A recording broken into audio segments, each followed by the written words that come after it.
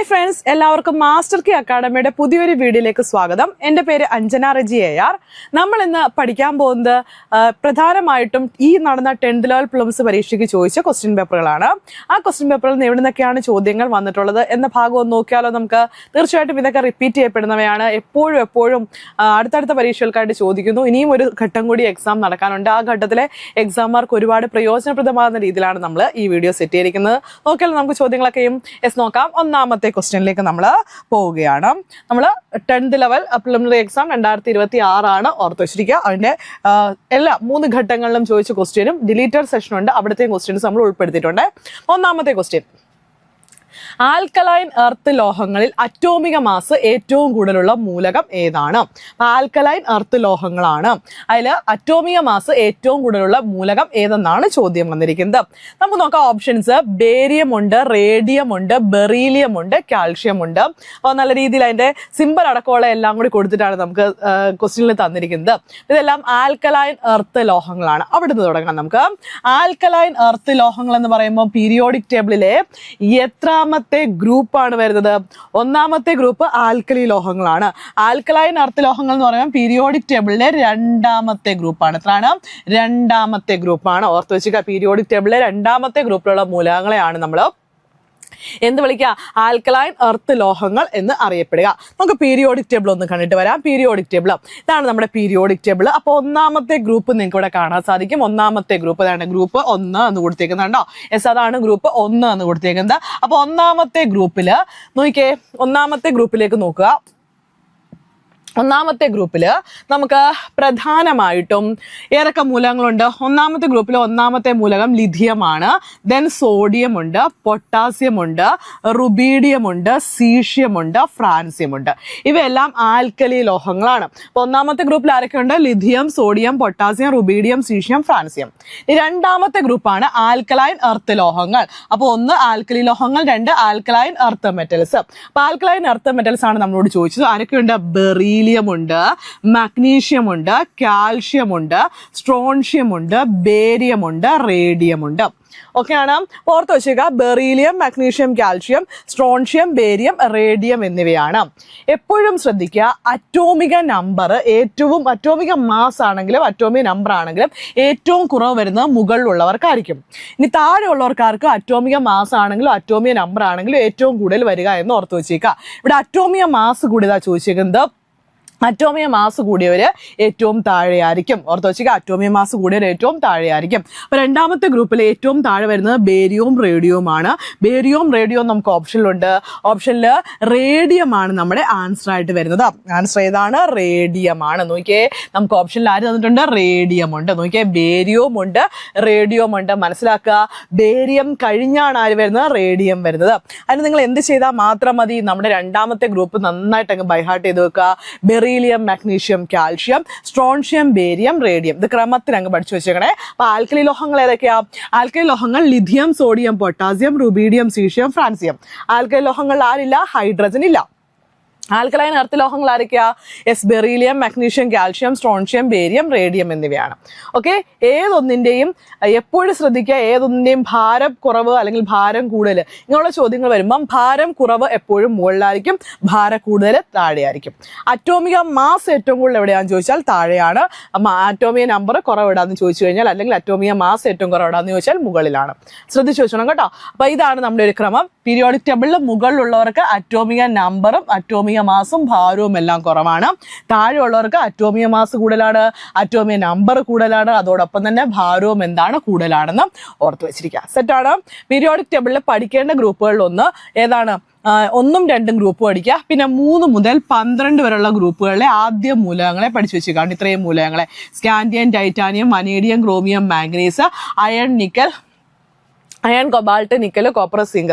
ഇത്രയും പേരെ എന്ത് ചെയ്യുക? പഠിച്ചു നോക്കുക. പിന്നെ 17ാമത്തെ ഗ്രൂപ്പും 18ാമത്തെ ഗ്രൂപ്പും പഠിച്ചിരിക്കണം. 17ാമത്തെ ഗ്രൂപ്പ് ഹാലജനുകളാണ്. ഹാലജനുകൾ ആരൊക്കെയാ?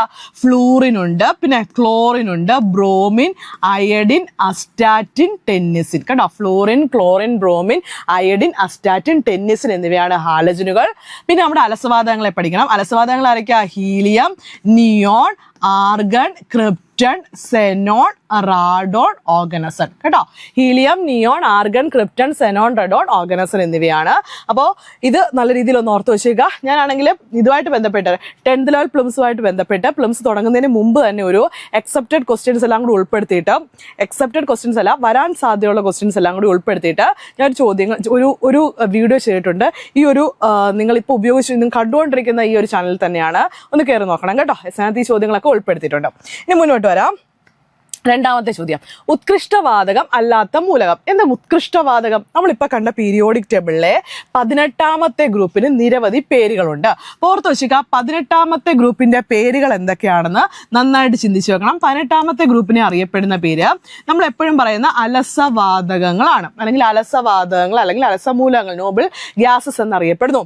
മറ്റൊരു പേരാണ് ഉത്കൃഷ്ടവാതകങ്ങൾ. എന്താണ് ഉത്കൃഷ്ടവാതകങ്ങൾ? ഇത് ഓർത്ത് വെച്ചേക്കുക. അലസവാതകങ്ങൾ തന്നെയാണെന്ന് ഉത്കൃഷ്ടവാതകങ്ങൾ. ഇവരെ തന്നെ അറിയപ്പെടുന്ന പേരാണ് അപൂർവ മൂലകങ്ങൾ. എന്ത് വിളിക്കും? അപൂർവ മൂലകങ്ങൾ എന്ന് അറിയപ്പെടുന്നു. ഓക്കെയാണ്. ഇവരെ അറിയപ്പെടുന്ന വേറൊരു പേരാണ് നിഷ്ക്രിയ മൂലകങ്ങൾ. എന്ത് വിളിക്കുന്നു? നിഷ്ക്രിയ മൂലകങ്ങൾ. ഓർത്ത് വെച്ചേക്കുക.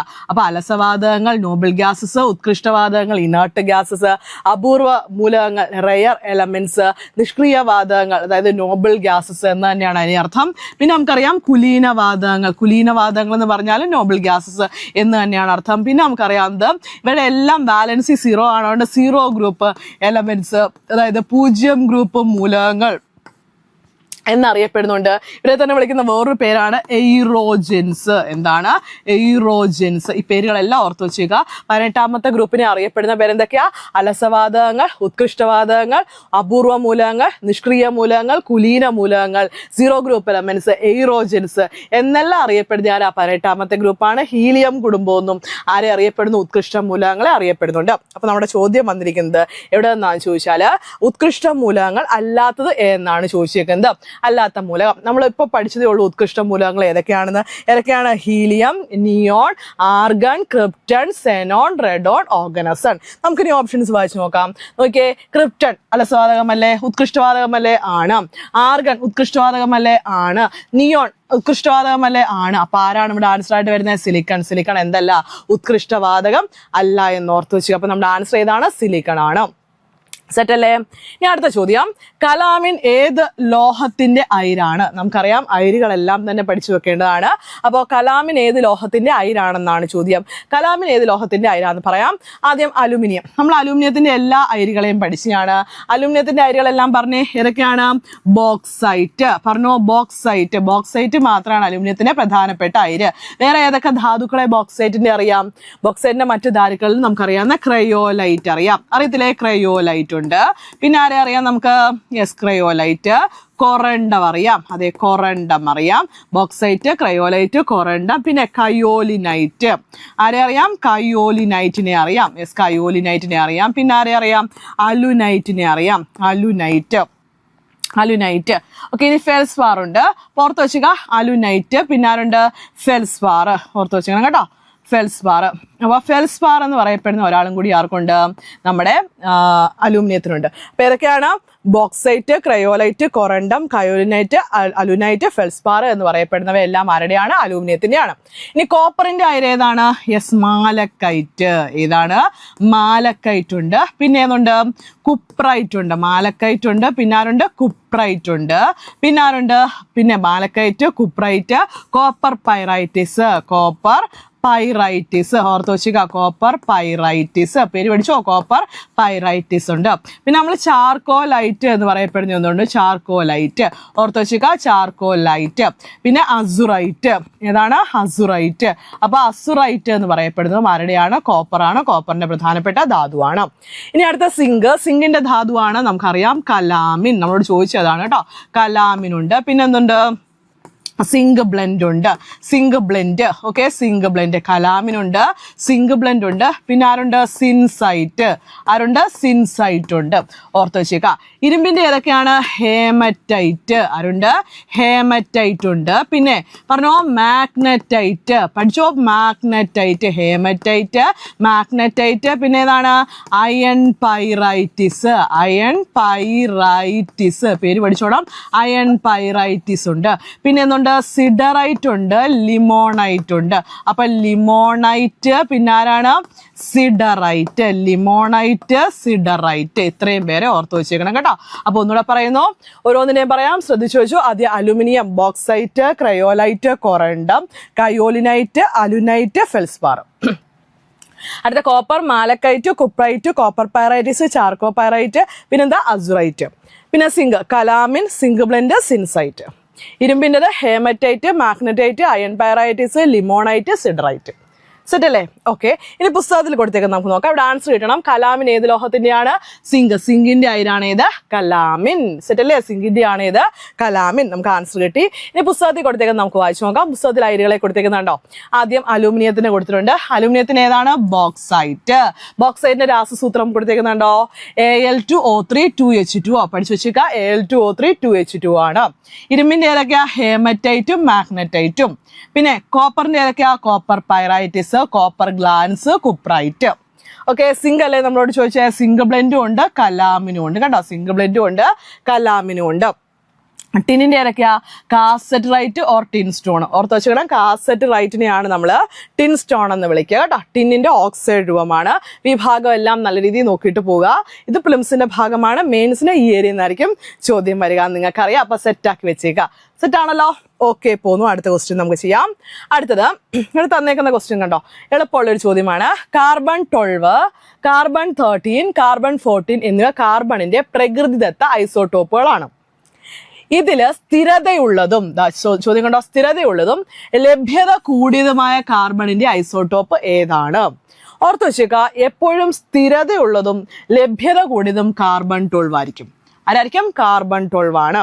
കാർബണിന് 3 ഐസോട്ടോപ്പുകളാ. Carbon 12, carbon 13, carbon 14. നമ്മുടെ ചുറ്റുപാടും കാണപ്പെടുന്ന കാർബൺ 12 ആണ്. അപ്പൊ ഏറ്റവും കൂടുതൽ കാണപ്പെടുന്ന ആരാ? കാർബൺ 12 ആണ്. പുള്ളിക്കാണ് എന്തുള്ളത്? സ്റ്റെബിലിറ്റി ഉള്ളത്, സ്ഥിരതയുള്ളതെന്ന് ഓർത്ത് വെച്ചേക്കാം. ഇത് എവിടുന്ന വന്നെന്ന് ചോദിച്ചാൽ പാഠപുസ്തകത്തിൽ നിന്നാണ്. ഈ ചാപ്റ്ററിന്റെ നമ്മുടെ 9ാം ക്ലാസ്സിലെ 1ാമത്തെ ചാപ്റ്ററിനകത്ത് കൊടുത്തിട്ടുണ്ട്. ആറ്റത്തിന്റെ ഘടന എന്ന ചാപ്റ്ററിനകത്ത് ആദ്യമായിട്ടാണ് കാർബണിന്റെ ഐസോട്ടോപ്പുകൾക്ക് പ്രത്യേകം ഒരു ഭാഗം പുസ്തകത്തിൽ ഉൾപ്പെടുത്തിയിരിക്കുന്നത്. കഴിഞ്ഞ വട്ടം വരെ മറ്റ് ഐസോട്ടോപ്പുകൾക്കായിരുന്നു പ്രാധാന്യം. ഇത്തവണ കാർബണിന് പ്രത്യേകം കൊടുത്തേക്കുന്നതുകൊണ്ട് അവിടുന്ന് ചോദ്യം വന്നിരിക്കുന്നു. അപ്പൊ നമുക്ക് നോക്കാം. കാർബണിന്റെ ഐസോട്ടോപ്പുകളെ കൊടുത്തേക്കുന്നുണ്ടോ?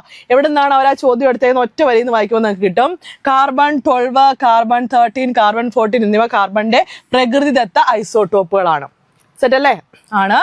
കാർബൺ 12 ആണ് ഏറ്റവും സ്ഥിരതയുള്ളതും ലഭ്യത കൂടിയതുമായ കാർബണിന്റെ ഐസോട്ടോപ്പ്. ഇത്രയും പേര് വായിച്ചുള്ളൂ. വായിച്ചപ്പോഴേ ക്വസ്റ്റ്യൻ കിട്ടിക്കഴിഞ്ഞു. കണ്ടില്ലേ? അപ്പൊ എന്താ പറഞ്ഞേക്കുന്നത്? സ്ഥിരതയുള്ള ഏറ്റവും കാർബണിന് കാർബൺ 12 ആണ് ഏറ്റവും സ്ഥിരതയുള്ളതും ലഭ്യത കൂടിയതുമായ ഐസോട്ടോപ്പ്. എളുപ്പല്ലേ? ആണ്. ഇനി കാർബണിന്റെ ഐസോട്ടോപ്പുകൾ, കാർബണിനും ഐസോട്ടോപ്പുകൾ ഉണ്ടെന്ന് മനസ്സിലായില്ലേ? ബാക്കിയോട് നമുക്ക് വായിക്കാം. കാർബണിന്റെ ആകെ ഐസോട്ടോപ്പുകൾ ഏകദേശം 1.1% മാത്രമാണ് കാർബൺ 13. അപ്പൊ ഏറ്റവും കുറവാരാ? കാർബൺ 13. എത്രയേ ഉള്ളൂ? 1.1% ഉള്ളൂ. ഇത് സസ്യങ്ങളിലെയും ജന്തുക്കളിലും നടക്കുന്ന ജീവൽ പ്രവർത്തനങ്ങളെ കുറിച്ച് പഠിക്കാൻ ഉപയോഗിക്കുന്നു. ഇത് സസ്യങ്ങളിലും ജന്തുക്കളിലും നടക്കുന്ന എന്തിനെ കുറിച്ചാ?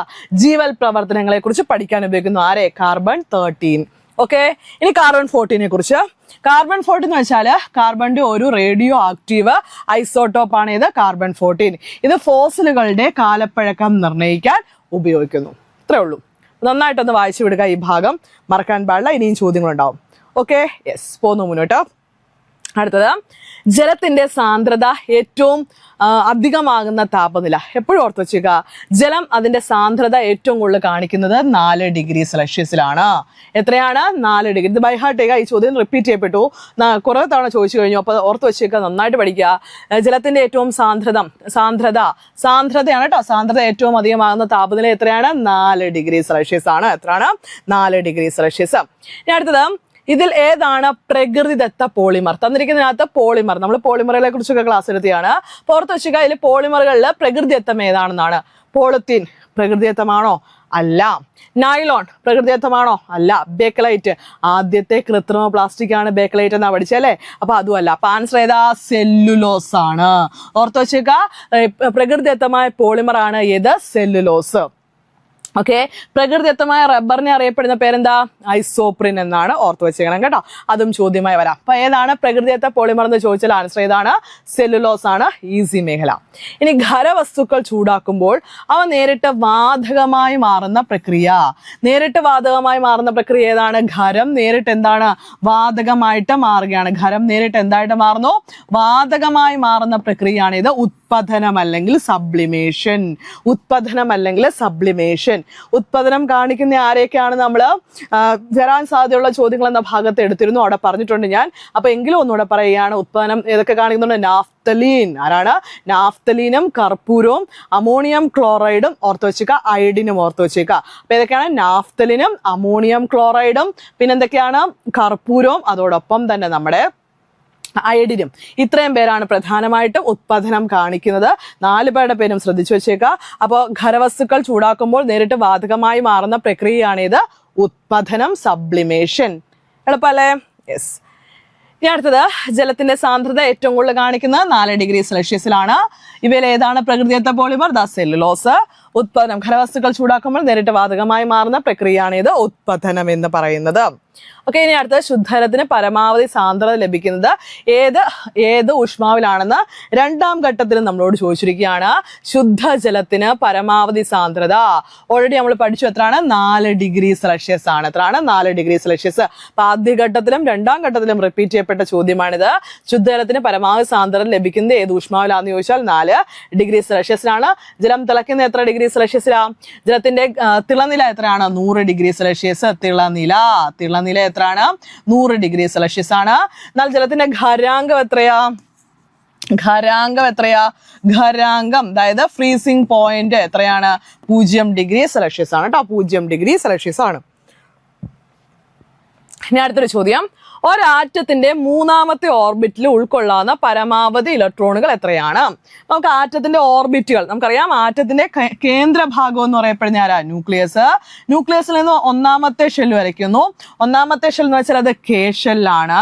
കെ ഷെല്ലിലാണ് നമുക്ക് എത്ര ഇലക്ട്രോൺസ് ഉണ്ടെന്ന് കണ്ടുപിടിക്കേണ്ടത്. അടുത്ത എന്താണ്? 2 എൽ ഷെല്ലുണ്ട്. എൽ ഷെല്ലിലും എത്ര ഇലക്ട്രോൺസ് ഉണ്ടെന്ന് കണ്ടുപിടിക്കണം. അടുത്ത എത്ര? M shell. 3ാമത്തെ ഷെല്ലാണ് ഇത്, എം ഷെല്ല്. അപ്പൊ ഒരാറ്റത്തിന്റെ 3ാമത്തെ ഓർബിറ്റ് അല്ലെങ്കിൽ 3ാമത്തെ ഷെൽ എന്ന് പറഞ്ഞാൽ ഏതാ? അത് എം ഷെല്ലാണ്. അപ്പോൾ ന്യൂക്ലിയസിന് ശേഷമുള്ള 1ാമത്തെ ഷെല്ല് കെ ഷെല്ല്, 2ാമത്തെ ഷെല്ല് എൽ ഷെല്ല്, 3ാമത്തെ ഷെല്ല് എം ഷെല്ല്. നമ്മൾ പഠിച്ചിട്ടുണ്ട് ഏതൊരു ഷെല്ലിലും ഉൾക്കൊള്ളാൻ കഴിയുന്ന പരമാവധി ഇലക്ട്രോണുകളുടെ എണ്ണം എത്രയാ? 2n² ആണ്. ഇത് പുസ്തകത്തിൽ എവിടെയാ കൊടുത്തേക്കുന്നത് നമുക്ക് നോക്കാം. കൊടുത്തേക്കുന്നു, ഏതൊരു ഓർബിറ്റിലും ഉൾക്കൊള്ളാവുന്ന പരമാവധി ഇലക്ട്രോണുകളുടെ എണ്ണം 2n² ആണ്. എത്രയാണ്? 2n² ആണ്. n സമം ഓർബിറ്റ് നമ്പർ ആണ്. അതായത് ഷെല്ല് അല്ലെങ്കിൽ ഓർബിറ്റിന്റെ നമ്പർ ആണിത് n എന്ന് പറയുന്നത്. അപ്പൊ നമുക്ക് ചെയ്ത് നോക്കാം. അതായത് ഓർബിറ്റിന്റെ നമ്പർ 1 ആണെങ്കിൽ ഷെല്ലിന്റെ പേര് k എന്നാണ്. 1 ആണെങ്കിൽ ഷെല്ലിന്റെ പേര് എന്താണ്? k. അപ്പൊ k ഷെല്ല് എന്ന് പറയുന്നതാണ് 1ാമത്തെ ഷെല്ല്. അപ്പൊ നമ്മൾ എങ്ങനെ ചെയ്യുമെന്ന് ചോദിച്ചാൽ ഈ 2n² എന്ന് പറയപ്പെടുന്ന ഇക്വേഷനോട് നമുക്ക് അങ്ങ് ഇട്ട് കൊടുക്കാം. അപ്പൊ എന്ത് ചെയ്യണം? 2 ഇൻറ്റു എന്നിന്റെ വാല്യൂ എത്ര? എവിടെ? 1 ആണ്. അപ്പൊ 1ന്റെ സ്ക്വയർ. 1ന്റെ സ്ക്വയർ ചെയ്യുമ്പോൾ നമുക്ക് 1 ആണെന്ന് അറിയാം. അപ്പൊ 2 ഇൻറ്റു 1 ചെയ്യുമ്പോൾ 2. അപ്പൊ കെ എന്ന് പറയുന്ന 1ാമത്തെ ഷെല്ല് 2 ഇലക്ട്രോൺസ് നിറയ്ക്കാൻ കഴിയുകയുള്ളൂ. ഇനി അടുത്ത എൽ എന്ന് പറയപ്പെടുന്ന ഷെല്ലാണ്. അതിൽ എത്ര ഇലക്ട്രോൺസിനെ നിറയ്ക്കാമെന്നാണ് ചോദ്യം. അപ്പൊ 2 ഇൻറ്റു എന്നിന്റെ വാല്യൂ 2 ആണ്. അപ്പൊ 2ന്റെ സ്ക്വയർ. അപ്പൊ 2 ഇൻറ്റു 2ന്റെ സ്ക്വയർ ചെയ്യുമ്പോൾ എത്ര വരും? 4. 2 ഇൻറ്റു 4 8 എന്ന് വരും. അപ്പോ നമുക്കറിയാം എൽ എന്ന് പറയുന്ന 2ാമത്തെ ഷെല്ലിൽ നമുക്ക് 8 ഇലക്ട്രോൺസ് നിറയ്ക്കാം. എന്നാൽ PSC ചോദിച്ചുകൊടുന്ന എമ്മിൽ നിന്നാണ് ചോദ്യം വന്നത്. 3ാമത്തെ ഷെല്ലാണ് ഏത്? എം എന്ന് പറയപ്പെടുന്നത്. നമുക്ക് നോക്കാം. 2n² ഇട്ട് കൊടുക്കാം. 2 ഇൻറ്റു എമ്മിന്റെ എൻ വാല്യൂ എത്രയാ? 3. 3ന്റെ സ്ക്വയർ ചെയ്യുമ്പോൾ എത്ര ആൻസർ വരും? 2 ഇൻറ്റു 9 എത്രയാ? 18 എന്നുള്ളതാണ്. അപ്പോൾ എം ഷെല്ലിൽ നിറയ്ക്കാൻ കഴിയുന്ന പരമാവധി ഇലക്ട്രോണുകളുടെ എണ്ണം എത്ര? ആൻസർ 18 എന്നുള്ളതാണ്. ഓർത്ത് വെച്ചേക്കാം. ഓക്കെ, അപ്പോൾ ഒരാറ്റത്തിന്റെ 3ാമത്തെ ഓർബിറ്റിൽ ഉൾക്കൊള്ളാവുന്ന പരമാവധി ഇലക്ട്രോണുകൾ എത്രയാണ്? 18 ആണ്. നമുക്ക് ഒരു ക്വസ്റ്റ്യൻ കൂടി ഇല്ലേ? എന്നോടുണ്ട്. എന്നിന്റെ നമ്പർ എത്രയാ? 4 എന്നുള്ളതാണ്. അപ്പൊ നമുക്ക് ചെയ്ത് നോക്കാം. 2 ഇൻറ്റു അത് 4ാമത്തെ ആവുമ്പോൾ 4ന്റെ സ്ക്വയർ. അപ്പൊ എത്ര വരും? 2 ഇൻറ്റു 16 എത്ര വരും? 32. ഇത് കാണാതെ അങ്ങ് പഠിച്ചേക്കണം. കെ ഷെല്ലിൽ 2 ഇലക്ട്രോണുകൾ, എല്ലിൽ 8 ഇലക്ട്രോണുകൾ, എമ്മിൽ 18, എന്നിൽ 32. ചെയ്തൊന്ന് നോക്കല്ലേ, എക്സാം ഹോളിൽ ഇരുന്ന് ബൈ ഹാർട്ട് ചെയ്ത് വെച്ചിട്ട് അങ്ങ് എഴുതിയേക്കണം. സെറ്റ് അല്ലേ? ഓക്കെ, അപ്പോൾ അവിടെ നമുക്ക് ആൻസർ കിട്ടിക്കഴിഞ്ഞു. ഞാൻ അടുത്ത ക്വസ്റ്റ്യനിലേക്ക് പോകാം. നമുക്ക് ക്യാൻസർ ചികിത്സയ്ക്ക് ഉപയോഗിക്കുന്ന ഐസോടോപ്പ് ഏതാണ്? ക്യാൻസർ ചികിത്സയ്ക്ക് ഉപയോഗിക്കുന്ന ഐസോടോപ്പ് ഏതാണ്? നമ്മൾ ഐസോടോപ്പുകളെല്ലാം വരാൻ സാധ്യതയുള്ള ചോദ്യങ്ങൾ എന്ന ഭാഗത്ത് ചെയ്തായിരുന്നു. അപ്പോൾ ഓർത്ത് വെച്ചാൽ ക്യാൻസർ ചികിത്സയ്ക്ക് ഉപയോഗിക്കുന്ന ഐസോടോപ്പുകൾ ഏതൊക്കെയാണ്? കൊബാൾട്ട് 60 ഉണ്ട്, യുറേനിയം 235 ഉണ്ട്, സോഡിയം 24 ഉണ്ട്, അയൺ 59 ഉണ്ട്. ഈ സെയിം ചാപ്റ്ററിൽ നിന്ന് തന്നെ PSC എടുത്ത ചോദ്യമാണ്. ആൻസർ കൊബാൾട്ട് 60 ആണ്. നമുക്ക് നോക്കാം പാഠപുസ്തകത്തിൽ എവിടെയാണ് കൊടുത്തേക്കുന്നത്? ദേണ്ട കൊടുത്തേക്കുന്നു. കണ്ടോ? മറ്റ് ചില ഐസോടോപ്പുകളും അവയുടെ ഉപയോഗങ്ങളും പട്ടികയിൽ നൽകിയിരിക്കുന്നു. നോക്കാം. അയഡിൻ 131 എന്തിനാ ഉപയോഗിക്കുന്നത്? തൈറോയ്ഡ് ഗ്രന്ഥിയുടെ പ്രവർത്തനങ്ങളും അവയുടെ ചികിത്സയ്ക്കും. കണ്ടോ? തൈറോയ്ഡ് ഗ്രന്ഥിയുടെ പ്രവർത്തനങ്ങളുടെ പഠനത്തിനും ചികിത്സയ്ക്കുമാണ് അയോഡിൻ 131 ഉപയോഗിക്കുക. അടുത്ത യുറേനിയം 235. നമുക്കറിയാം, ഇനി അറിയപ്പെടുന്ന പേര് സമ്പുഷ്ട യുറേനിയം എന്നാണ് കേട്ടോ, എൻറിച്ച്ഡ് യുറേനിയം. യുറേനിയം 235 അതിനെ ഉപയോഗിക്കുന്ന ആണവ നിലയങ്ങളിൽ ഇന്ധനമായിട്ട് ഉപയോഗിക്കുന്നു. ആണവ നിലയങ്ങളിൽ ഇന്ധനമായിട്ട് ഉപയോഗിക്കുന്നു. അതാ ചോദ്യം. ക്യാൻസർ ചികിത്സയ്ക്ക് ഉപയോഗിക്കുന്ന ഐസോട്ടോപ്പ് ഏതാ? കൊബാൾട്ട് 60. ഏതാണ്? കൊബാൾട്ട് 60 ആണ്. ഇനി വ്യാവസായിക പൈപ്പ് ലൈനുകളിലെ ചോർച്ച കണ്ടെത്താൻ സോഡിയം 24. ഓപ്ഷനിൽ സോഡിയം 24 ഇല്ലായിരുന്നോ? ഉണ്ട്. ഓർത്ത് വെച്ചേക്കുക. വ്യാവസായിക പൈപ്പ് ലൈനുകളിലെ ചോർച്ച കണ്ടെത്തൽ സോഡിയം 24. അടുത്ത അനീമിയ നിർണ്ണയിക്കൽ ആരെ ഉപയോഗിക്കുന്നത്? അയൺ 59. അനീമിയ നിർമ്മിക്കാൻ ആരെ യൂസ് ചെയ്യുന്നു? അയൺ 59 ആണ് യൂസ് ചെയ്യുന്നത്. സെറ്റ് അല്ലേ? അപ്പൊ പെട്ടെന്ന് നമുക്ക് ആൻസർ കിട്ടി. ഏതായിരുന്നു ആൻസർ? കൊബാൾട്ട് 60 ക്യാൻസർ ചികിത്സ. യുറേനിയം 235 ആണ് സമ്പുഷ്ട യുറേനിയം, ആണവ നിലയങ്ങളിൽ ഇന്ധനമായിട്ട് ഉപയോഗിക്കുന്നു. അയൺ 59 അനീമിയ ചികിത്സയ്ക്ക് ഉപയോഗിക്കുന്നു. സോഡിയം 24 വ്യാവസായിക പൈപ്പ് ലൈനുകളിലെ ചോർച്ച മനസ്സിലാക്കാൻ വേണ്ടി ഉപയോഗിക്കുന്നു. ഓക്കെ ആണല്ലോ? അടുത്ത ക്വസ്റ്റ്യൻ. അടുത്ത വളരെ എളുപ്പമുള്ള ചോദ്യമാണ്. ധാതുക്കളും അയിരുകളും സംബന്ധിച്ച് താഴെ നൽകിയിരിക്കുന്ന പ്രസ്താവനകളിൽ ശരിയായത് ഏതാണ്? അപ്പൊ നമ്മൾ മനസ്സിലാക്കേണ്ട കാര്യം അയിർ എന്താണെന്നും ധാതു എന്താണെന്നും നമുക്ക് മനസ്സിലാക്കേണ്ടതായിട്ടുണ്ട്. നമ്മൾ വിശദമായിട്ട് നമ്മുടെ വരാൻ സാധ്യതയുള്ള ചോദ്യങ്ങൾ എന്ന ഭാഗത്ത് എടുത്തിട്ടുണ്ട്. നിങ്ങൾ കണ്ടു നോക്കുക, താഴെ കൊടുത്തിട്ടുണ്ട്. താഴെയുള്ള വീഡിയോ നിങ്ങൾ കണ്ടു നോക്കുക.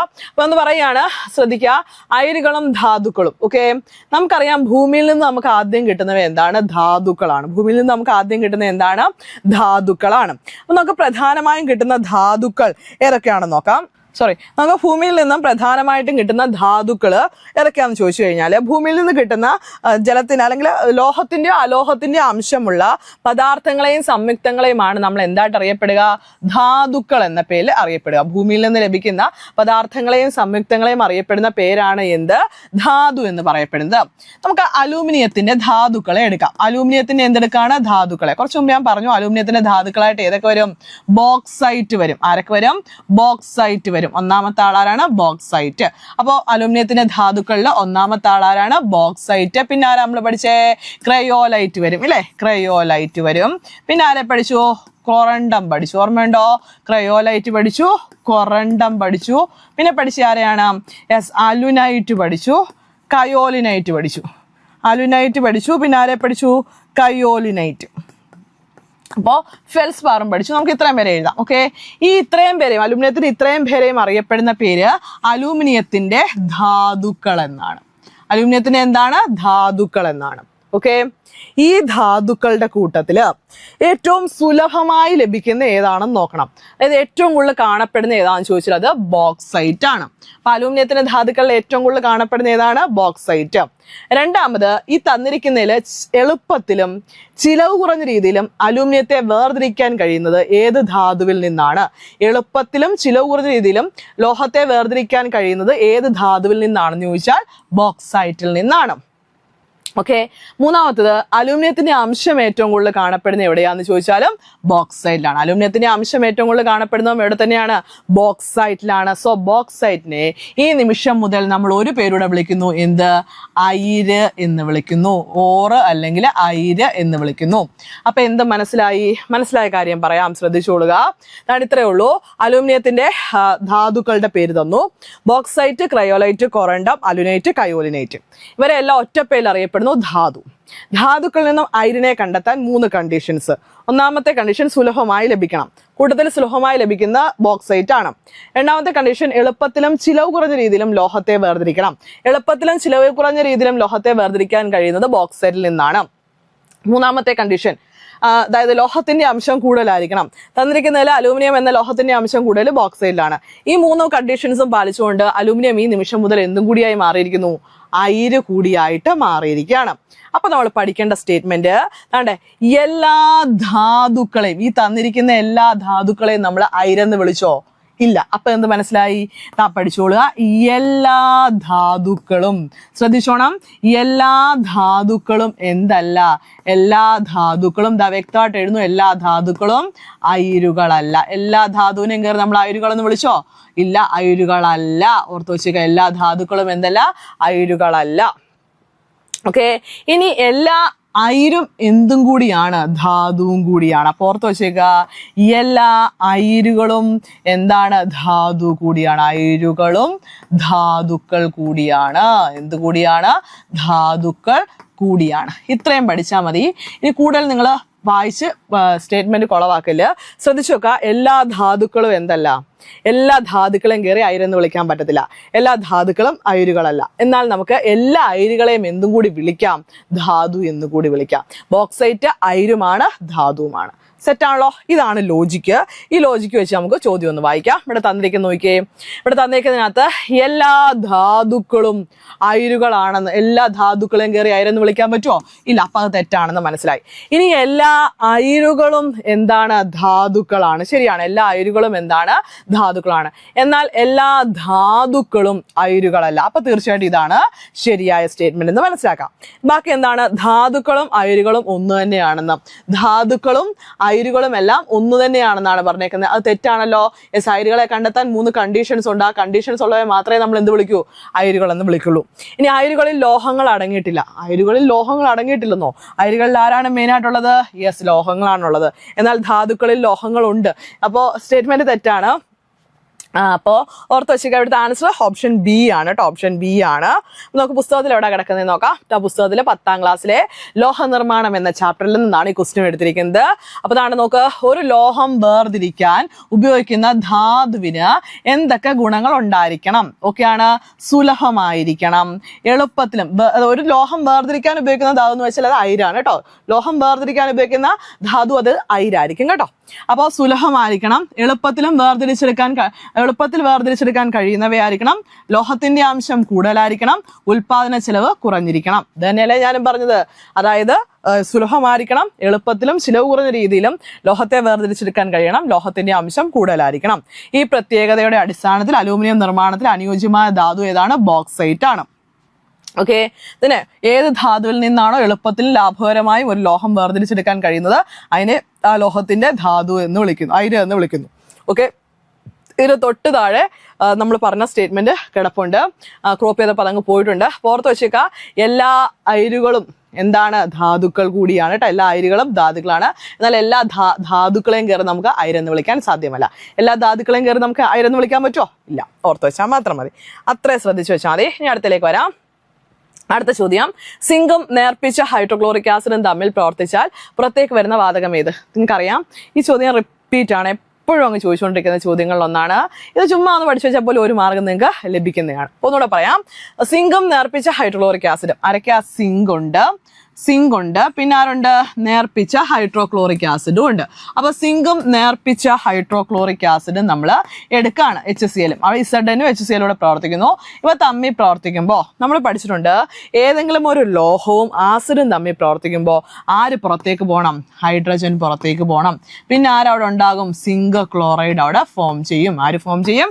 സിങ്ക് ക്ലോറൈഡ് അവിടെ ഫോം ചെയ്യും. അപ്പൊ സിങ്കും ഹൈഡ്രോക്ലോറിക് ആസിഡും തമ്മിൽ പ്രവർത്തിക്കുമ്പോൾ പുറത്തേക്ക് പോകുന്ന വാതകം ഏതാണെന്ന് ചോദിച്ചാൽ ആൻസർ ഏതാണ്? ഹൈഡ്രജൻ വാതകമാണ്. മറക്കല്ലേ, ഏതാണ്? ഹൈഡ്രജൻ വാതകമാണ് കേട്ടോ. ഹൈഡ്രജൻ വാതകമാണ്. അപ്പോൾ പുസ്തകത്തിൽ കൊടുത്തിട്ടുണ്ട്. എങ്ങനെയാ കൊടുത്തേക്കുന്നത്? ആസിഡുകൾ ലോഹങ്ങളുമായി പ്രവർത്തിക്കുമ്പോൾ ഹൈഡ്രജൻ വാതകം ഉണ്ടാകുന്നു. ആസിഡുകൾ ലോഹങ്ങളുമായി പ്രവർത്തിക്കുമ്പോൾ ആരുണ്ടാകുന്നു? ഹൈഡ്രജൻ വാതകം ഉണ്ടാകുന്നു. കത്തുന്ന വാതകമാണ് ആര്? ഹൈഡ്രജൻ. കത്തുന്ന വാതകമാണ് ആര്? ഹൈഡ്രജൻ. ഹൈഡ്രജൻ കണ്ടെത്തിയ ആളുടെ പേര് ഹെൻറി കാവൻഡിഷ്. ഏറ്റവും ഭാരം കുറഞ്ഞ വാതകമാണ് ഹൈഡ്രജൻ. അതിനാൽ ഹൈഡ്രജൻ നിറച്ച ബലൂണുകൾ ഉയർന്നു പൊങ്ങും. റോക്കറ്റുകളിൽ പഠിച്ചോണേ, റോക്കറ്റുകളിൽ ഇന്ധനമായി ഹൈഡ്രജൻ ഉപയോഗിക്കുന്നു. ഹൈഡ്രജൻ ഇന്ധനമായി ഉപയോഗിക്കുന്ന മോട്ടോർ വാഹനങ്ങളും ഇന്ന് നിലവിലുണ്ട്. 2023 സെപ്റ്റംബറിൽ ന്യൂഡൽഹിയിലാണ് പരീക്ഷണാർത്ഥം ആദ്യത്തെ ഹൈഡ്രജൻ ബസ് നിരത്തിലിറങ്ങിയത്. ജലം ഉൽപ്പാദിപ്പിക്കുന്നത് കണ്ടോ, ജലം ഉൽപ്പാദിപ്പിക്കുന്നത് എന്നാണ് ഹൈഡ്രജൻ എന്ന പദത്തിന്റെ അർത്ഥം. ഹൈഡ്രജൻ ഓക്സിജനുമായി പ്രവർത്തിച്ചാൽ ജലം ഉണ്ടാകും. ജലത്തെ വിഘടിപ്പിച്ച് ഹൈഡ്രജനും ഓക്സിജനും ആക്കാം. പിന്നെന്താണ്? ഭാവിയുടെ ഊർജ വാഗ്ദാനമാണ് ഹൈഡ്രജൻ. ഭാവിയുടെ ഇന്ധനമാണ് ആര്? ഹൈഡ്രജൻ. ഭാവിയുടെ ഊർജ വാഗ്ദാനമാണ് ആര്? ഹൈഡ്രജൻ എന്ന് പറയുന്നത്. ഇതൊന്ന് വായിച്ചേക്കണേ, മറക്കല്ലേ. പോസ് ചെയ്ത് വെച്ച് നന്നായിട്ടൊന്ന് വായിക്കുക കേട്ടോ, സൂം ചെയ്ത് വായിക്കാം. അടുത്തത്, ക്യാൻസറിന് കാരണമാകുന്ന വസ്തുക്കളെ അല്ലെങ്കിൽ ഘടകങ്ങളെ പൊതുവായി വിളിക്കുന്ന പേര് എന്താണ്? തീർച്ചയായിട്ടും ക്യാൻസറിന് കാരണമാകുന്നതിനകത്ത് ആൻസറിനകത്ത് തന്നെ ഉണ്ട്. അതാണ്ട് കാർസിനോജനുകൾ എന്നാണ് അവ അറിയപ്പെടുക. എന്താണ് കാർസിനോജനുകൾ? ഇത് ബയോളജി എന്ന ഭാഗം കൂടെ കണക്ട് ചെയ്തുള്ള ചോദ്യമാണ്. ക്യാൻസറിന് കാരണമാകുന്ന വസ്തുക്കളെ വസ്തുക്കളെ അല്ലെങ്കിൽ ഘടകങ്ങളെ പൊതുവായി വിളിക്കുന്ന പേര് എന്താണെന്ന് ചോദിച്ചാൽ കാർസിനോജനുകൾ എന്നാണ് കേട്ടോ. ഓർത്ത് വെക്കുക, കാർസിനോജനുകൾ. ഇവിടെ ആൻസർ ഉണ്ട്, വേണ്ടേ, കാർസിനോജനുകൾ എന്നുള്ളതാണ് നമ്മുടെ ആൻസർ. ഓക്കെ ആണല്ലോ. ഇനി അടുത്ത ക്വസ്റ്റ്യൻ. ഒരു മരം നടുമ്പോൾ ഒരു ജീവനാണ് ജനിക്കുന്നത്, എന്നാൽ വനങ്ങൾ നശിപ്പിക്കുമ്പോൾ ഒരു സംസ്കാരമാണ് ഇല്ലാതാകുന്നത്. വനനശീകരണം മൂലം അന്തരീക്ഷത്തിൽ ഏത് വാതകത്തിന്റെ അളവാണ് വർദ്ധിക്കുന്നത്? നമ്മൾ പഠിച്ചിട്ടുണ്ട്, വനങ്ങളെ നശിപ്പിക്കപ്പെടുമ്പോൾ അവിടെ ആരുടെ അളവ് കൂടും? ഓക്സിജന്റെ അളവ് കുറയുകയും കാർബൺ ഡൈ ഓക്സൈഡിന്റെ അളവ് കൂടുകയും ചെയ്യുന്നു. അങ്ങനെ ചൂട് വർദ്ധിക്കുന്നു, അവിടെ ആഗോളതാപനം ഉണ്ടാകുന്നു. ഓർത്ത് വെച്ചേക്ക, ഇവിടെ ആരുടെ ഏത് വാതകത്തിന്റെ അളവാണ് വർദ്ധിക്കുന്നത്? കാർബൺ ഡൈ ഓക്സൈഡിന്റെ അളവാണ് വർദ്ധിക്കുന്നത്. അതായത് വനം നശീകരിക്കപ്പെടുമ്പോൾ അവിടെ പ്രകാശ സംശ്ലേഷണം എന്ന പ്രോസസ്സ് സംഭവിക്കുന്നില്ല. പ്രകാശ സംശ്ലേഷണം സംഭവിച്ചില്ല എങ്കിൽ ഓക്സിജൻ പുറത്തേക്ക് വരുമോ? ഇല്ല. അപ്പോൾ ഓക്സിജന്റെ ലഭ്യത കുറയും. പിന്നെ അവിടെ ആരുടെ അളവ് കൂടും? Carbon dioxide. നമ്മളെല്ലാം ശ്വസിച്ച് പുറത്തേക്ക് വിടുന്ന ആരെയാ? Carbon dioxide. Carbon dioxide എന്ന് പറയപ്പെടുന്നതിന്റെ അളവ് എന്ത് ചെയ്യും? ക്രമാതീതമായിട്ട് കൂടും. ഈ കാർബൺ ഡൈ ഓക്സൈഡിനെ വലിച്ചെടുത്തല്ലേ പ്രകാശ സംശ്ലേഷണം എന്ന പ്രോസസ്സ് ചെയ്യുക. അത് ചെയ്യാൻ അവിടെ സസ്യങ്ങളുണ്ടോ? ഇല്ല. സസ്യങ്ങൾ ഇല്ലാതെ വരുമ്പോൾ അവിടെ ആരുടെ അളവ് കൂടുക? കാർബൺ ഡൈ ഓക്സൈഡിന്റെ അളവ് അവിടെ കൂടുകയാണ് ചെയ്യുന്നത്. ഓർത്ത് വെച്ച് വേണം കേട്ടോ. അപ്പോൾ ഓക്സിജന്റെ അളവും എന്ത് ചെയ്യുന്നുണ്ട്? വനനശീകരണത്തിന്റെ ഭാഗമായിട്ട് ഓക്സിജന്റെ അളവും കുറയുന്നുണ്ട്. അതോടൊപ്പം തന്നെ ആരുടെ അളവ് വർദ്ധിക്കുന്നു? കാർബൺ ഡൈ ഓക്സൈഡിന്റെ അളവ് കൂടുകയും ചെയ്യുന്നു. ഓക്കെ, അപ്പൊ ആൻസർ ഏതാണ്? Carbon dioxide. സെറ്റാണല്ലോ. അടുത്തത്, അന്തരീക്ഷത്തിലെ ഓസോൺ പാളിയുടെ തകർച്ചയ്ക്ക് കാരണമാകുന്ന പ്രധാന വില്ലൻ ആരാണ്? അന്തരീക്ഷത്തിലെ ഓസോൺ പാളിയുടെ തകർച്ചയ്ക്ക് കാരണമാകുന്ന പ്രധാന വില്ലൻ ആരാണ്? കാർബൺ ഡൈ ഓക്സൈഡ് ആണോ? അല്ല, ഓസോൺ പാളിയാണ്. ഓസോൺ പാളിയുടെ വിള്ളലിന് കാരണം ക്ലോറോ ഫ്ലൂറോ കാർബൺ ആണ്. ആരാത്? CFC എന്ന് വിളിക്കുന്ന ക്ലോറോ ഫ്ലൂറോ കാർബൺ. അതായത് നമ്മൾ സ്പ്രേ യൂസ് ചെയ്യുമ്പോഴും ഫ്രിഡ്ജിനകത്ത് യൂസ് ചെയ്യുന്നതും AC-ക്കകത്ത് യൂസ് ചെയ്യുന്നതും എല്ലാം ആരെയാണ്? ക്ലോറോ ഫ്ലൂറോ കാർബൺ എന്ന വാതകത്തെയാണ്. ഇതെല്ലാം യൂസ് ചെയ്യുമ്പോൾ പുറത്തേക്ക് വരുന്ന വാതകമാണ് ഇത്, ക്ലോറോ ഫ്ലൂറോ കാർബൺ. ഇത് അന്തരീക്ഷത്തിലെ ഓസോൺ പാളിയിൽ വിള്ളലുണ്ടാക്കാൻ കാരണമാകുന്നു. നമുക്ക് പുസ്തകത്തിൽ നോക്കാം കൊടുത്തേക്കുന്ന എവിടെയാണെന്ന്. അപ്പോൾ ക്ലോറോ ഫ്ലൂറോ കാർബൺ ആണ് നമ്മളുടെ ആൻസർ. നോക്കിയേ, ഓസോൺ പാളിയുടെ ശോഷണം എന്ന ഭാഗത്ത് വ്യക്തമായി കൊടുത്തിട്ടുണ്ട്. ഓസോൺ പാളിയുടെ ശോഷണം ക്ലോറോ ഫ്ലൂറോ കാർബൺ. ആദ്യത്തെ ലൈനിൽ തന്നെ PSCക്ക് ആൻസർ ആയി കണ്ടോ. ക്ലോറോ ഫ്ലൂറോ കാർബൺ ഓസോൺ പാളിയുടെ ശോഷണത്തിന് കാരണമാകുന്നു. അന്തരീക്ഷത്തിൽ കലരുന്ന ക്ലോറോ ഫ്ലൂറോ കാർബണുകൾ സ്ട്രാറ്റോസ്ഫിയർ അല്ലേ ഓസോൺ ഉള്ളത് ആണ്. സ്ട്രാറ്റോസ്ഫിയറിലെത്തി സ്വയം വിഘടിച്ചുണ്ടാകുന്ന ക്ലോറിൻ. ആരാ ഓസോൺ പാളി വിഘടിപ്പിക്കുന്നത്? ക്ലോറിൻ ഓസോൺ തന്മാത്രയെ വിഘടിപ്പിച്ച് ഓക്സിജൻ ആക്കി മാറ്റുന്നു. ഇത് ഓസോൺ ഓക്സിജൻ ചാക്രിക പ്രവാഹത്തെ അസന്തുലിതമാക്കുന്നു. അങ്ങനെ എന്ത് ചെയ്യുന്നു? അന്തരീക്ഷത്തിലെ ഓസോൺ പാളിക്കുണ്ടാകുന്ന ശോഷണം അൾട്രാ വയലറ്റ് വികിരണങ്ങളുടെ ആഗിരണത്തെ കുറയ്ക്കുന്നു. ഓസോൺ പാളിയുടെ ശോഷണത്തിന് കാരണം ആരാന്ന് ചോദിച്ചാൽ ക്ലോറോ ഫ്ലൂറോ കാർബൺ ആണ്. ക്ലോറോ ഫ്ലൂറോ കാർബണിലെ അപകടകാരി ആരാണ്? ക്ലോറിൻ ആണ്. അപ്പൊ ക്ലോറോ ഫ്ലൂറോ കാർബണിലെ അപകടകാരി ആരാന്ന് ചോദിച്ചാൽ ആൻസർ എന്താണത്? ക്ലോറിൻ ആണെന്ന് ഓർത്ത് വെച്ചേക്കുക. പിന്നെ ഓസോൺ പാളി കാണപ്പെടുന്ന അന്തരീക്ഷ മണ്ഡലമാണ് ഇത്, സ്ട്രാറ്റോസ്ഫിയർ. ഓസോൺ പാളി കാണപ്പെടുന്ന അന്തരീക്ഷ മണ്ഡലം ഏതാണ്? അത് സ്ട്രാറ്റോസ്ഫിയർ ആണ്. മറക്കാൻ പാടില്ല. സെറ്റല്ലേ? അടുത്ത ക്വസ്റ്റ്യൻ, താഴെ തന്നിരിക്കുന്ന ജോഡികളിൽ ഏതാണ് ഐസോടോപ്പുകൾ എന്നാണ് ചോദ്യം. ഓക്കെ, ഐസോടോപ്പുകൾ എന്ന ഭാഗമാണ്. എന്താണ് ഐസോടോപ്പ് എന്ന് പറഞ്ഞാൽ? ഐസോടോപ്പ് എന്ന് പറഞ്ഞു കഴിഞ്ഞാൽ ഒരേപോലെ എന്ത് വരണം? അറ്റോമിക് നമ്പർ സെയിം ആയിട്ട്, അല്ലെങ്കിൽ ഒരേപോലെ എന്ത് വരണം? Atomic number. ഡിഫറെന്റ് ആയിട്ട് എന്ത് വരണം? Mass number. ഡിഫറെന്റ് ആയിട്ട് എന്ത് വരണം? മാസ് നമ്പറും വരണം. അപ്പോൾ ഒരേ അറ്റോമിക് നമ്പറും വ്യത്യസ്തമായ ഒരേ അറ്റോമിക നമ്പറും വ്യത്യസ്തമായ മാസ് നമ്പറും നമ്പറുമുള്ള ഒരു മൂലകത്തിന്റെ വ്യത്യസ്ത ആറ്റങ്ങളായിരിക്കണം. ഒരു മൂലകത്തിന്റെ എന്തായിരിക്കണം? വ്യത്യസ്ത ആറ്റങ്ങളായിരിക്കണമെന്ന് നമ്മൾ പഠിച്ചിട്ടുണ്ട്. അപ്പൊ സ്വാഭാവികമായിട്ടും ഒരു മൂലകമല്ലാത്ത ഓപ്ഷൻസ് എല്ലാം വെട്ടിക്കളയാം. ഓക്കെ, ഇവിടെ സിയിൽ ഒരു മൂലകമല്ല, നൈട്രജനും കാർബണും വ്യത്യസ്ത മൂലകങ്ങളാണ്. ഇവിടെ ആർഗണും കാൽഷ്യമാണ് വ്യത്യസ്ത മൂലകങ്ങളാണ്. സോഡിയവും മഗ്നീഷ്യവും വ്യത്യസ്ത മൂലകങ്ങളാണ്. ഒരേ മൂലകമായിരിക്കണം. അപ്പൊ ആൻസർ ഏതാണ്? ഒരേ മൂലകം. കാർബൺ 14ഉം കാർബൺ 12ഉം കൊടുത്തിരിക്കുകയാണ്. കാർബൺ 14ഉം കാർബൺ 12ഉം ആണ് ആൻസർ ആയിട്ട് വരിക. ഒരു മൂലകമായിരിക്കണം. കണ്ടോ, പുറത്ത് വെച്ചേക്കുക. സെയിം അറ്റോമിക നമ്പർ ആയിരിക്കണം. നോക്കിയേ, അറ്റോമിക നമ്പർ സെയിം ആ. കാർബണിന്റെ എത്രയാ? 6 തന്നെയാണ് രണ്ടിന്റെയും. അപ്പൊ ഒരേ അറ്റോമിക നമ്പറും വ്യത്യസ്ത മാസ് നമ്പറുമുള്ള ഒരു മൂലകത്തിന്റെ വ്യത്യസ്ത ആറ്റങ്ങളെ വിളിക്കുന്ന പേരാണ് എന്ത്? ഐസോട്ടോപ്പുകൾ. എന്താണ്? ഐസോട്ടോപ്പുകൾ. എളുപ്പം കിട്ടിയില്ലേ? യെസ്. അപ്പോൾ ആൻസർ ഓപ്ഷൻ എ ആണ്. ഇനി അടുത്തിലേക്ക് വരാം. അടുത്ത ക്വസ്റ്റ്യൻ ഞാൻ ഇവിടെ കൊടുത്തിട്ടുണ്ട്. ആറ്റങ്ങൾ അല്ലെ, ഒരേ അറ്റോമിക നമ്പറും വ്യത്യസ്ത മാസ് നമ്പറുമുള്ള ഒരേ മൂലകം. ഒരേ മൂലകത്തിന്റെ വ്യത്യസ്ത ആറ്റങ്ങളാണെന്ത്? ഐസോട്ടോപ്പുകൾ. ഒരേ മൂലകത്തിന്റെ വ്യത്യസ്ത ആറ്റങ്ങളെ വിളിക്കുന്ന പേരാണ് ഐസോട്ടോപ്പുകൾ. 9ാം ക്ലാസ്സിലെ ആറ്റത്തിന്റെ ഘടന എന്ന ഒന്നാമത്തെ ചാപ്റ്ററിൽ നിന്നുള്ള ചോദ്യമായിരുന്നു ഇതും. ഓക്കെ, ഈ ചാപ്റ്ററിൽ നിന്ന് ഒരുപാട് ചോദ്യങ്ങൾ വന്നു കഴിഞ്ഞു. ഇനി അടുത്തത്, തുരുമ്പ് പ്രധാനമായിട്ടും എന്താണ്? അയൺ സൾഫൈഡ് ആണോ? അയൺ ഓക്സൈഡ് ആണോ? അയൺ കാർബണേറ്റ് ആണോ? അയൺ ക്ലോറൈഡ് ആണോ? യെസ്, തീർച്ചയായിട്ടും അയൺ ഓക്സൈഡ് ആണ്. തുരുമ്പ് എന്ന് പറയപ്പെടുന്ന ആള് അയൺ ഓക്സൈഡ് ആണ്. നമുക്കറിയാം ജലവും അതോടൊപ്പം തന്നെ എന്താണ്? ഓക്സിജനുമാണ് ഇരുമ്പിനെ തുരുമ്പാക്കി മാറ്റുന്നത്. അപ്പൊ ജലത്തിന്റെയും ഓക്സിജന്റെയും ഒക്കെ സാന്നിധ്യം ഇരുമ്പിനെ എന്താക്കി മാറ്റുന്നു? തുരുമ്പാക്കി മാറ്റുകയാണ് ചെയ്യുന്നത്. തുരുമ്പിന്റെ നിറം എന്താണെന്ന് ചോദിച്ചാൽ റെഡിഷ് ബ്രൗൺ കളറാണ്. എന്താണ്? റെഡിഷ് ബ്രൗൺ കളറാണ്. തുരുമ്പ് എന്ന് പറയപ്പെടുന്നത് ഓക്സൈഡ് രൂപമാണ്. ഓർത്ത് വെച്ചിരിക്കുക, ഓക്സൈഡ് രൂപമാണ്. അയൺ ഓക്സൈഡ് ആണ്. ഓക്കെ, അപ്പൊ നിങ്ങൾ ചില മണ്ണുകളൊക്കെ പഠിക്കുമ്പോൾ അതിനകത്ത് അയൺ ഓക്സൈഡിന്റെ സാന്നിധ്യം ഉണ്ടെന്ന് പഠിക്കാറില്ലേ? അപ്പൊ അതിന്റെ ചുവപ്പ് നിറത്തിന് കാരണം എന്നൊക്കെ പറഞ്ഞ് പഠിച്ചിട്ടില്ലേ? പുറത്ത് വെച്ചേക്കുക, തുരുമ്പ് എന്ന് പറഞ്ഞാൽ അയൺ ഓക്സൈഡ് ആണ്. ഓക്കെ, സെറ്റാണ്. താഴെ തന്നിരിക്കുന്നതിൽ താപ ശോഷക രാസപ്രവർത്തനം അത് പ്രകാശ സംശ്ലേഷണമാണ്. താപ ശോഷക രാസപ്രവർത്തനം ഏതാന്ന് ചോദിച്ചു കഴിഞ്ഞാൽ അത് പ്രകാശ സംശ്ലേഷണമാണ് കേട്ടോ. പ്രകാശ സംശ്ലേഷണമാണ് ആൻസർ. തുരുമ്പ് എന്താന്ന് ചോദിച്ചാൽ അയൺ ഓക്സൈഡ് ആണ് കേട്ടോ. തുരുമ്പ് എന്താണ്? അയൺ ഓക്സൈഡ് ആണെന്നും ഓർത്തിരിക്കുക. താഴെ പറയുന്നതിൽ ചുവപ്പ് ലിറ്റ്മസിനെ നീലയാക്കുന്നത് ആര്? ഓക്കെ, നമ്മൾ പഠിച്ചിട്ടുണ്ട് നീല ലിറ്റ്മസിനെ ചുമപ്പാക്കുന്നവ അറിയപ്പെടുന്ന പേരാണ് എന്ത്? ആസിഡ്. ഓക്കെ, ഇവിടെ ചോദിച്ചേക്കുന്നത് എന്താ? ചുവപ്പ് ലിറ്റ്മസിനെ നീലയാക്കുന്ന ആരാണെന്ന് ചോദിച്ചാൽ അതെന്തായിരിക്കും? ആൽക്കലി ആയിരിക്കും. എന്തായിരിക്കും? ആൽക്കലി അല്ലെങ്കിൽ ബേസ് ആയിരിക്കുമല്ലോ. അപ്പോൾ നമുക്കറിയാം നീല ലിറ്റ്മസിനെ ചുവപ്പാക്കുന്നത് ആസിഡ് ആണ്. അപ്പോൾ നമ്മുടെ ആൻസറിൽ എന്തായാലും ആസിഡ് വരില്ല. ചുവപ്പ് ലിറ്റ്മസിനെ നീലയാക്കുന്നവയെല്ലാം ആൽക്കലിയാണ്. അപ്പൊ ആസിഡ് എല്ലാം വെട്ടിക്കളയാം. വിനാഗിരി എന്താ? വിനാഗിരി എന്ന് വെച്ചാല് CH3COOH എന്ന് വിളിക്കുന്ന അസറ്റിക് ആസിഡ് ആണ്. അസറ്റിക് ആസിഡ് അല്ലെങ്കിൽ എഥനോയിക് ആസിഡ് ആണ് ഇത് വിനാഗിരി. നാരങ്ങാനീര് എന്ന് വെച്ചാൽ എന്താ? സിട്രിക് ആസിഡാ. നാരങ്ങാനീര് എന്താ?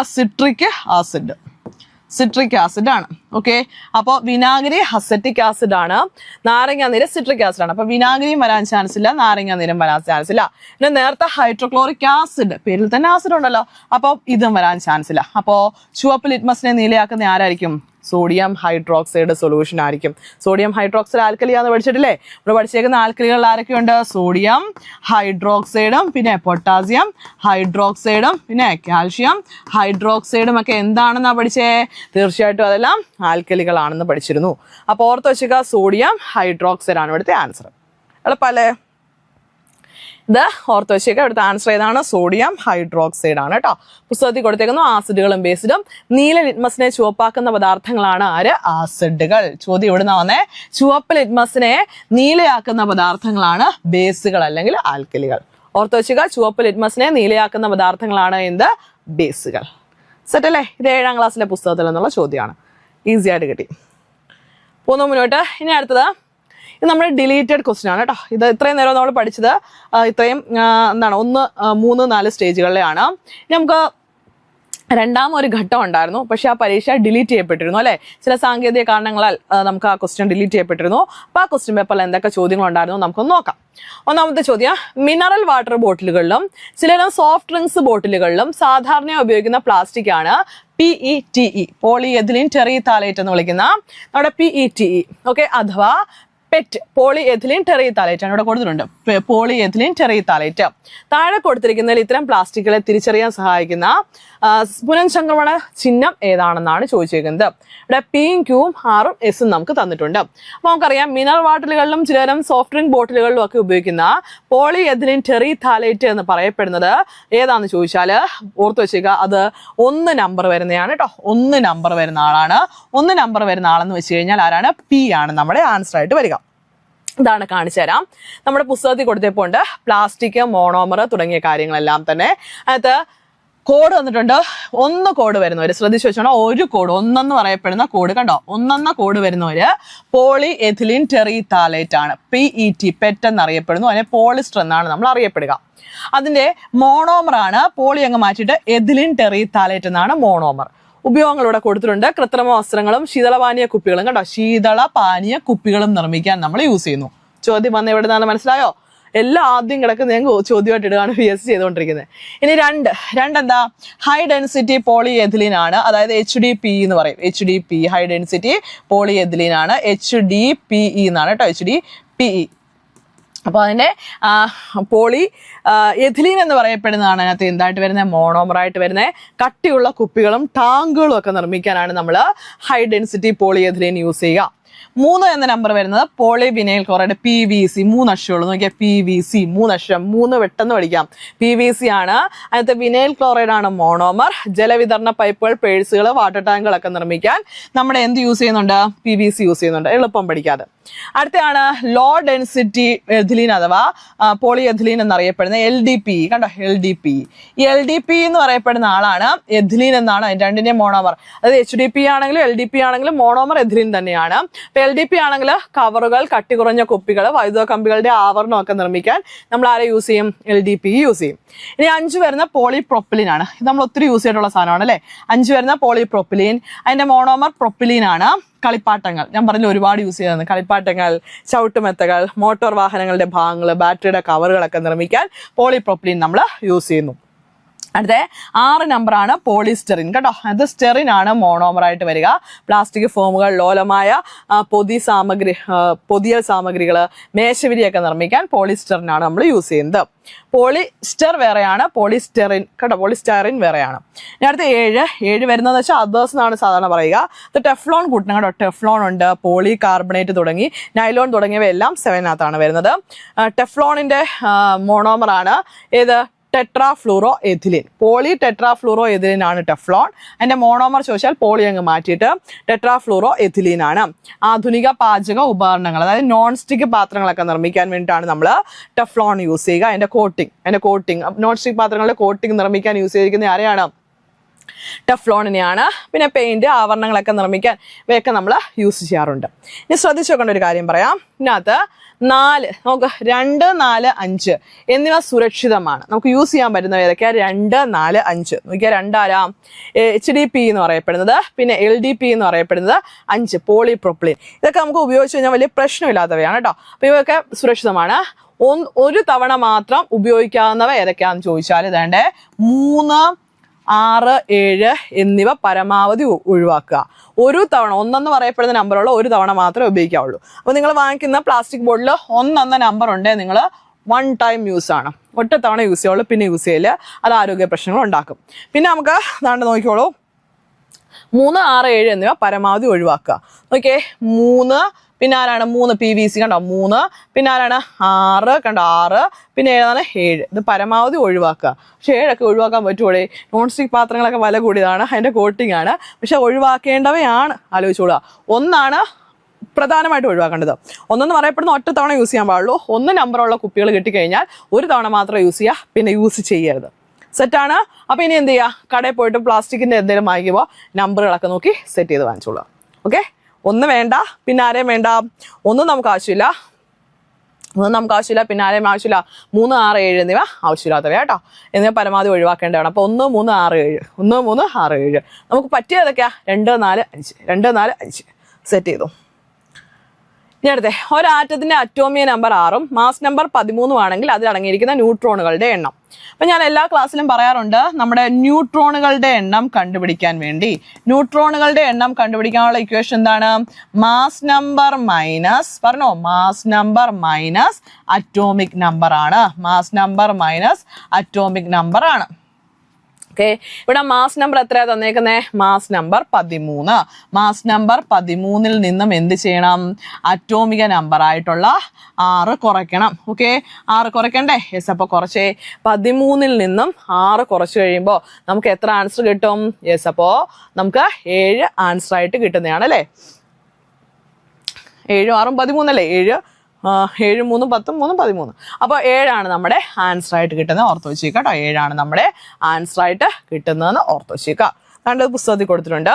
താണ്ടെ ന്യൂട്രോണുകളുടെ എണ്ണം കണ്ടുപിടിക്കാൻ മാസ് നമ്പർ മൈനസ് പ്രോട്ടോണുകളുടെ എണ്ണം, അല്ലെങ്കിൽ mass number minus atomic number, അല്ലെങ്കിൽ A-Z.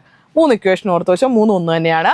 മാസ് നമ്പർ മൈനസ് പ്രോട്ടോണുകളുടെ എണ്ണം എന്ന് പറഞ്ഞാലും മാസ് നമ്പർ മൈനസ് അറ്റോമിക നമ്പർ എന്ന് പറഞ്ഞാലും A-Z എന്ന് പറഞ്ഞാലും ഒന്ന് തന്നെയാണ്. അപ്പൊ ന്യൂട്രോണുകളുടെ എണ്ണം കണ്ടുപിടിക്കാൻ താഴെ തന്നിരിക്കുന്നതിൽ തെറ്റായ ഇക്വേഷൻ ചോദിച്ചുകൂടെ?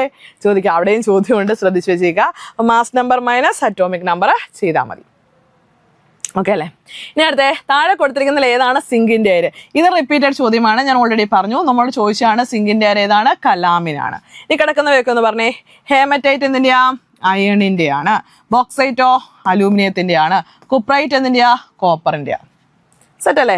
ഓക്കെ, അത് സെറ്റാണ്. ഇനി അടുത്തിലേക്ക് വരാം. യെസ്, നമ്മൾ പറഞ്ഞ കാര്യമാണ്. അടുത്തത് ഉത്കൃഷ്ടവാതകങ്ങൾ എന്നറിയപ്പെടുന്ന ആവർത്തന പട്ടികയിലെ എത്രാം ഗ്രൂപ്പ് മൂലകങ്ങളാണ്? തുടക്കം തന്നെ നമ്മൾ പറഞ്ഞു ഉത്കൃഷ്ട മൂലകങ്ങൾ ഏതാണ്? 18 ആണ് കേട്ടോ. പീരിയോഡിക് ടേബിളിലെ 18 ആണ്. ഒന്നാമത്തെ ഗ്രൂപ്പിന്റെ പേരെന്താ? ആൽക്കലി ലോഹങ്ങൾ. ഓർത്തോണം, ആൽക്കലി ലോഹങ്ങൾ. നമ്മൾ ഉത്കൃഷ്ട മൂലകങ്ങളുടെ എല്ലാ പേരുകളും പറഞ്ഞിരുന്നു, ഓർമ്മയുണ്ടെന്ന് കരുതുന്നു. 17ാമത്തെ ഗ്രൂപ്പിന്റെ പേരെന്തുവാ? ഹാലജനുകൾ. ഹാലജനുകൾ ഏതൊക്കെയാ? Fluorine, chlorine, bromine, iodine, astatine, tennessine എന്നിവയാണ് കേട്ടോ. Fluorine, chlorine, bromine, iodine, astatine, tennessine. ഈ 13ാമത്തെ ഗ്രൂപ്പിന്റെ പേരെന്താ? Boron family. എന്താണ്? Boron family. വേറെ പേരെന്താ? ബോറോൺ ഫാമിലിയുടെ വേറൊരു പേര് എന്തുവാ? ബോറോൺ ഫാമിലിയുടെ വേറൊരു പേര് എന്താണ്? Aluminium family. അലുമിനിയം ഫാമിലി ഓർത്ത് വെച്ചുക.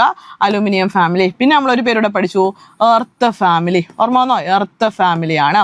പിന്നെ നമ്മൾ ഒരു പേരൂടെ പഠിച്ചു 13ാമത്തെ ഗ്രൂപ്പിന് ഐക്കോസാജൻസ്. ഓർമ്മ വന്നോ? Icosagens. Boron family, aluminium family, earth family, icosagens എന്നൊക്കെ അറിയപ്പെടുന്ന ആരാണ്? 13ാമത്തെ ഗ്രൂപ്പാണ്. ഓക്കെ, ഇനി അടുത്തത് ഖരാവസ്ഥയിലുള്ള സ്നേഹകം. ആരാ ഖരാവസ്ഥയിലുള്ള സ്നേഹകം? ഗ്രാഫൈറ്റ് ആണ് കേട്ടോ. ഗ്രാഫൈറ്റ് എന്ന് പറയപ്പെടുന്നത് പഠിച്ചു വെച്ചോണം. ഗ്രാഫൈറ്റ് എന്ന് പറയപ്പെടുന്നത് കാർബണിന്റെ ക്രിസ്റ്റലൈൻ രൂപാന്തരങ്ങളാണ് കേട്ടോ. കാർബണിന്റെ ക്രിസ്റ്റലൈൻ രൂപാന്തരങ്ങൾ. കാർബണിന് എത്ര ക്രിസ്റ്റലൈൻ രൂപാന്തരങ്ങളുണ്ട്? കാർബണിന് എത്ര ക്രിസ്റ്റലൈൻ രൂപാന്തരങ്ങൾ എന്ന് വെച്ചാൽ വ്യക്തമായ ആകൃതിയുള്ളവയാണ് ക്രിസ്റ്റലൈൻ രൂപാന്തരങ്ങൾ. ഏതൊക്കെയാണ്? യെസ്, ഒന്നാമതായിട്ട് നമുക്ക് ഡയമണ്ട് ഉണ്ട്. ഡയമണ്ട് എന്തുവാ? വജ്രമുണ്ട്. പിന്നെ ആരുണ്ട്? ഗ്രാഫൈറ്റ് ഉണ്ട്. പിന്നെ ആരൊക്കെയുണ്ട്? യെസ്, ഫുള്ളറീൻ ഉണ്ട്, ഗ്രാഫീൻ ഉണ്ട്. ഫുള്ളറീൻ ഉണ്ട്. പിന്നെ ആരുണ്ട്? ഗ്രാഫീൻ ഉണ്ട്. മറക്കല്ല കേട്ടോ, ഫുള്ളറീൻ, ഗ്രാഫീൻ. ഈ 4 പേരാണ് കാർബണിന്റെ ക്രിസ്റ്റലൈൻ അലോട്രോപ്പുകൾ എന്നറിയപ്പെടുന്നത്, ക്രിസ്റ്റലൈൻ രൂപാന്തരങ്ങൾ. ഇനി അമോർഫസ് രൂപങ്ങളുണ്ടല്ലോ. അമോർഫസ് ഏതൊക്കെയാ? പോരട്ടെ, അമോർഫസ് രൂപാന്തരങ്ങൾ. യെസ്, അമോർഫസ് എന്ന് വെച്ചാൽ ഷേപ്പ്, വ്യക്തമായ ആകൃതി ഇല്ലാത്തവയാണെന്ത്? അമോർഫസ് രൂപങ്ങൾ. ഏതൊക്കെയാണത്? യെസ്, കൽക്കരി ഉണ്ട്. യെസ്, കറക്റ്റ്, കൽക്കരി ഉണ്ട്. പിന്നെ ആരുണ്ട്? കോക്ക് ഉണ്ട്. കൽക്കരി ഉണ്ട്, കോക്ക് ഉണ്ട്. എല്ലാ ചാർക്കോളുകളും ഉണ്ട്. പഞ്ചസാരക്കരിയുണ്ട്. പിന്നെ ആരുണ്ട്? ചാർക്കോളുകളെല്ലാം പറഞ്ഞേ. പഞ്ചസാരക്കരിയുണ്ട്, വിളക്കുകരിയുണ്ട്, എല്ലുകരിയുണ്ട്, ചിരട്ടക്കരിയുണ്ട്. അങ്ങനെ എല്ലാം അറിയാവുന്ന കരികളും ഇവിടെ വരുന്നതാണ്, അമോർഫസ് രൂപങ്ങളിൽ വരുന്നതാണ്. ഓർത്ത് വെച്ചേക്കണം കേട്ടോ, മറക്കാൻ പാടില്ല. അപ്പൊ ഖരാവസ്ഥയിലുള്ള സ്നേഹകം. സ്നേഹകം എന്ന് വെച്ചാൽ ലൂബ്രിക്കന്റ് ആണ് കേട്ടോ. ലൂബ്രിക്കന്റ് ഖരാവസ്ഥയിലുള്ള സ്നേഹകമായിട്ട് യൂസ് ചെയ്യുന്ന ആരെയാണ്? നമ്മുടെ ഗ്രാഫൈറ്റിനെയാണ്. മറക്കാൻ പാടില്ല. സെറ്റ് അല്ലേ? ഇനി അടുത്ത അലൂമിനിയത്തിന്റെ അയിര് ഏതെന്നൊരു ചോദ്യമുണ്ട് അല്ലെ. അലൂമിനിയത്തിന്റെ അയിര് നമ്മൾ ഓൾറെഡി പറഞ്ഞതാണ്. ഏതാണ്? ബോക്സൈറ്റ്. അലൂമിനിയത്തിന്റെ അയിരാണ് ഏത്? ബോക്സൈറ്റ്. മറക്കാൻ പാടില്ല. ഓക്കെ, ഇനി അടുത്തത് ചുവടെ കൊടുത്തിരിക്കുന്നവയില് കൊടുത്തിരിക്കുന്ന ഒരു അലോഹ ധാതു ഏതാണെന്നൊരു ചോദ്യം ഉണ്ടായിരുന്നു. അലോഹ ധാതു ഏതാണെന്ന് ചോദിച്ചാല് ഈ കൂട്ടത്തില് നമുക്കറിയാം ലോഹങ്ങളുടെ സാന്നിധ്യമുള്ളവയൊന്നും അലോഹധാതു ആയിരിക്കില്ല. ഓക്കെ, അപ്പോ മാഗ്നറ്റൈറ്റിൽ അയൺ ഉള്ളത് കൊണ്ട് ഇതെന്താ? ലോഹധാതുവാ. എന്താണ്? ലോഹധാതുവാണ്. ലോഹധാതുവാണ്. സിന്നബാറിനകത്ത് ആരുണ്ട്? മെർക്കുറി ഉള്ളതുകൊണ്ട് ഇത് എന്താണ്? ലോഹ ധാതുവാണ്. ഓക്കെ. ഇനി അടുത്ത ബോക്സൈഡിനകത്ത് അലൂമിനിയം ഉള്ളതുകൊണ്ട് ഇത് എന്താണ്? ലോഹ ധാതുവാണ് കേട്ടോ, ഓർത്ത് വെച്ചേക്കാം. ഓക്കെ. അപ്പൊ ആൻസർ ഏതാണ്? മൈക്ക. മൈക്കയുടെ മലയാളമാണ് അഫ്രം. മൈക്കയുടെ മലയാളമാണ് അഫ്രം, ഓർത്ത് വെച്ചോ കേട്ടോ. മൈക്ക താണ്ട് ഇവിടെ കണ്ടു, ഇവിടെ അഫ്രം വന്നപ്പോൾ സ്വാഭാവികമായിട്ടും അഫ്രം വരുന്ന ഒരു ചോദ്യം പ്രതീക്ഷിച്ചു വെച്ചു. അതേതാണ് ഇവിടെ ചോദിച്ചത്? മൈക്കയാണ് കേട്ടോ. അലോഹ ധാതുവാണ് ഏത്? മൈക്ക അല്ലെങ്കിൽ അഫ്രം എന്ന് വിളിക്കുന്നത്. സെറ്റല്ലേ? ഇനി അടുത്തത് റേച്ചൽ കഴ്സൺ രചിച്ച സൈലന്റ് സ്പ്രിങ്സ് എന്ന ഗ്രന്ഥത്തിന്റെ പ്രതിപാദ്യ വിഷയം ഏതാണ്? ഇത് നമ്മൾ ചോദിക്കാൻ സാധ്യതയുള്ള ചോദ്യങ്ങൾ എന്ന് പറയപ്പെടുന്ന ക്വസ്റ്റ്യൻ മേഖല ഒരു വീഡിയോ ചെയ്തിരുന്നു, അവിടെ നമ്മൾ പറഞ്ഞിരുന്നു. ആൻസർ ഏതാണ്? DDT കേട്ടോ. അമേരിക്കയിൽ DDT നിരോധിക്കാൻ കാരണമായ പുസ്തകമാണ് സൈലന്റ് സ്പ്രിങ്സ് അല്ലെങ്കിൽ നിശബ്ദ വസന്തങ്ങൾ എന്നറിയപ്പെടുന്നത്. ഓർത്ത് വെച്ചോ കേട്ടോ. സൈലന്റ് സ്പ്രിങ്സ് റേച്ചൽ കഴ്സൺ എന്ന് പറയപ്പെടുന്ന വ്യക്തി എഴുതിയതാണ്. അപ്പോൾ റേച്ചൽ കഴ്സന്റെ നിശബ്ദ വസന്തം അല്ലെങ്കിൽ സൈലന്റ് സ്പ്രിംഗ് എന്ന് പറയപ്പെടുന്ന പുസ്തകമാണ് അമേരിക്കയിൽ എന്ത് നിരോധിക്കാൻ കാരണമായത്? DDT നിരോധിക്കാൻ കാരണമായ പുസ്തകം. മറക്കല് കേട്ടോ. സപ്പോ ഓർത്ത് വെച്ചേക്ക. മെർക്കുറി ശരീരത്തിൽ കൂടുന്നത് മൂലം ഉണ്ടാകുന്ന രോഗം ഏതാ? മീനമാത രോഗമാ കേട്ടോ. മീനമാത രോഗം മറക്കല്. മീനമാത രോഗമാണ്. ഓക്കെ. അപ്പോ മറക്കാൻ പാടില്ല, ഓർത്ത് വെച്ചേക്ക. അപ്പോൾ ഇത്രയും കാര്യങ്ങളാണ് നമുക്ക് ഈ ഭാഗത്ത് പറയാനുള്ളത്. എല്ലാ കാര്യങ്ങളും മനസ്സിലായി കാണുമെന്ന് കരുതുകയാണ്. അപ്പോൾ മറ്റൊരു ക്ലാസ്സിലെ മറ്റൊരു വീഡിയോ ആയിട്ട് വീണ്ടും കാണാം. Thank you all.